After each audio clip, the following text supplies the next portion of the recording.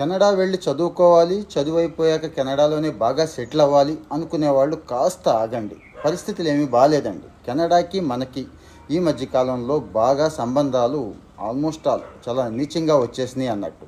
అంటే అక్కడ మన వాళ్ళు ఏదో స్పై చేశారని, ఒక సిక్కు మత గురువుని చంపేశారని గొడవలు జరుగుతున్నాయి. అది వేరే సంగతి. విషయం ఏంటంటే కెనడాలో ప్రిన్స్ ఎడ్వర్డ్ ఐలాండ్ అని ఉంది. అక్కడ మన వాళ్ళు హంగర్ స్ట్రైక్ అండి, నిరాహార దీక్ష చేసే పరిస్థితి వచ్చింది. ఎవరంటారా?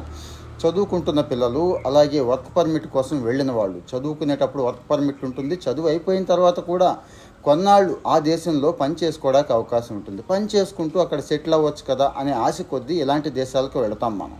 ఇప్పుడు కెనడాలో పరిస్థితి అస్సలు బాగాలేదు. ఇప్పుడు ఆల్రెడీ ఆ రేంజ్లో స్ట్రైక్స్ చేస్తున్నారు అంటే అర్థం చేసుకోవాలి.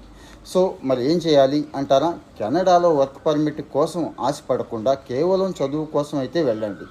కేవలం చదువుకుంటాను